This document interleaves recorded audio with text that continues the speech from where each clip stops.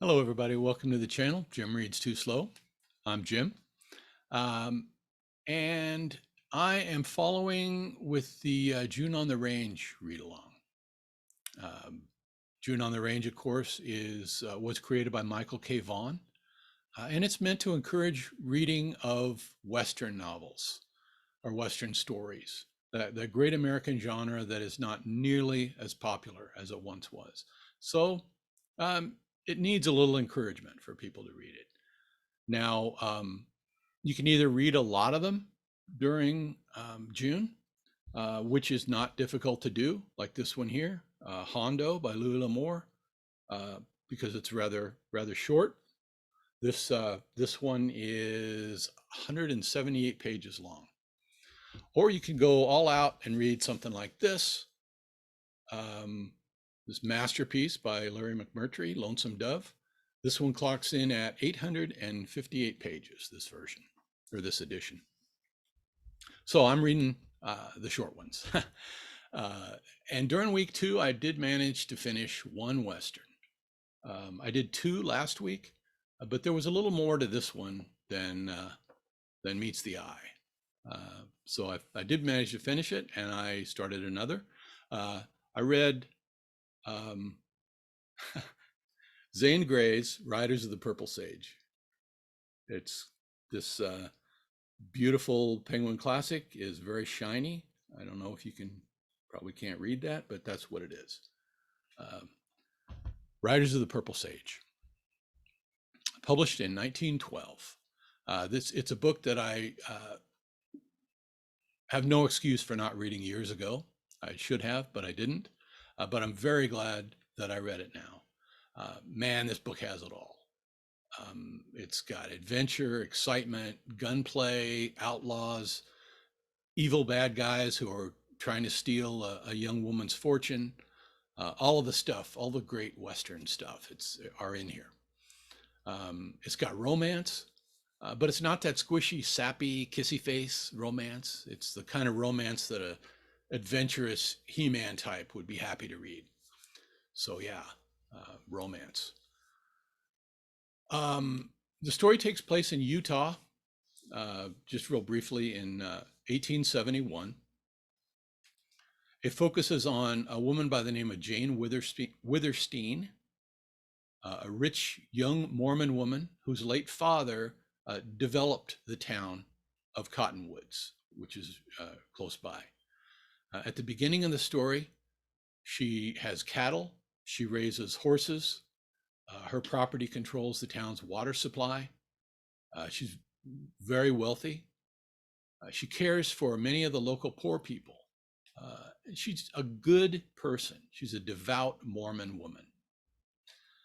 But the Mormon elders, who make no mistake about it, are the bad guys in this book, particularly Elder Tull. They think she's too friendly with the non-Mormons, the Gentiles, as they call them, particularly a young man named Bern Ventnor. Now, all it is between these two is friendship between Jane and Bern, but they think he ought to be moving on his way. Because of them, he has lost everything. And they tell her that, hey, it's also high time that you married Elder Tull, like you've been ordered to. But she is adamant she's not going to marry this guy.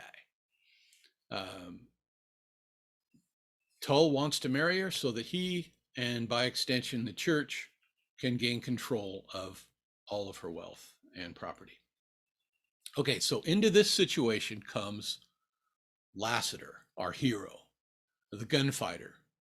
He's known for his hatred of and penchant for shooting Mormons. And he's on a mission of his own throughout this book that involves Jane and particular members of the local Mormon leadership.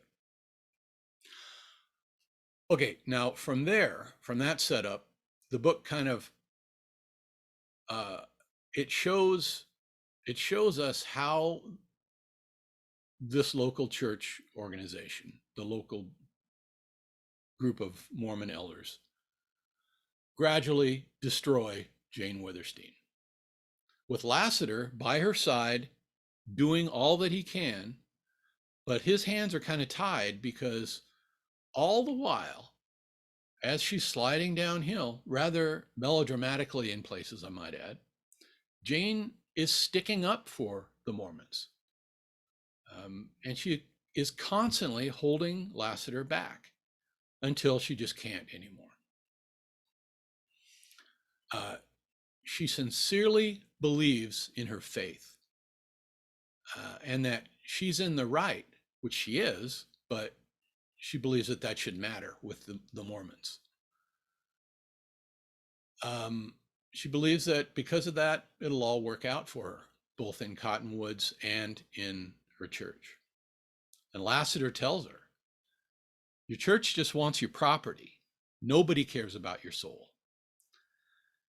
So fairly early on in the book, the story splits, and we follow Jane's evolution with regard to her church, the people she thinks are her spiritual brothers and sisters, her church family, and with Lassiter.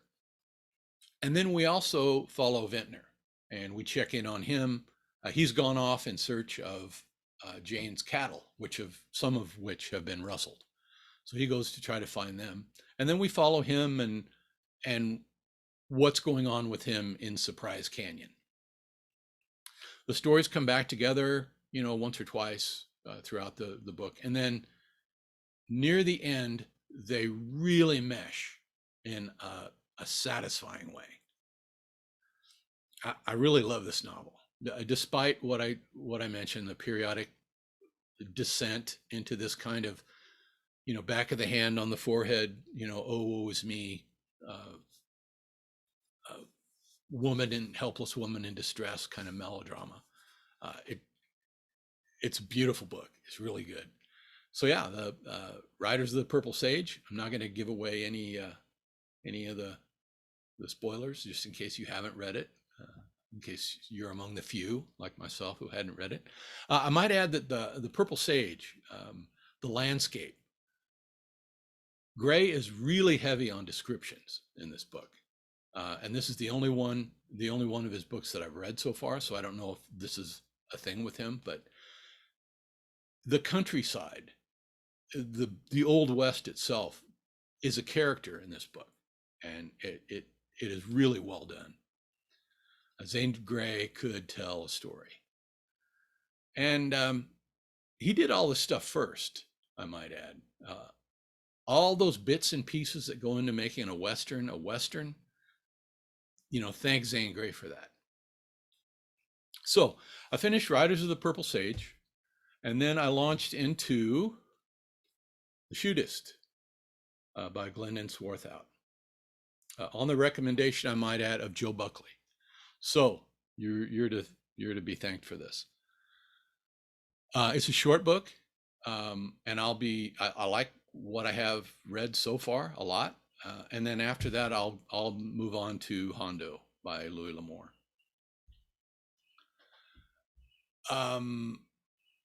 I seem to be following Mark over at Book Time with Elvis, Mark's reading list somewhat. It's entirely unintentional. Maybe it's a Great Minds scenario, but anyway, after Hondo, maybe I'll try to find something completely off the wall that nobody else will read. I don't know. So that's where I'm at with June on the Range. I'm also keeping up with the Summer of Snopes reading, the Hamlet, and the Voxer group on that one is just amazing. The same way with the Book of the New Sun. I'm keeping up with that. And the Voxer group there, likewise. I'm feeling like I really have nothing to add, apart from just peppering in and, that's interesting. And, ooh, I thought that too. But I don't really want to overdo that too much. So maybe I can come up with something intelligent to say on one of these Voxer conversations. Also, I have started Slan by A.E. Van Vogt, which apparently at one time was thought of as a must-read science fiction novel, like in the 40s or 50s. Anyone else read this? If you did, let me know what you thought of it. I'm on about the first quarter. And so that's where I'm at. Summer is going to be hitting this place pretty hard here this next week. So I'll be doing my best to keep in a cool, dark, shady place with a book. Hope all of you are doing well also. So until next time, have a good one, BookTube.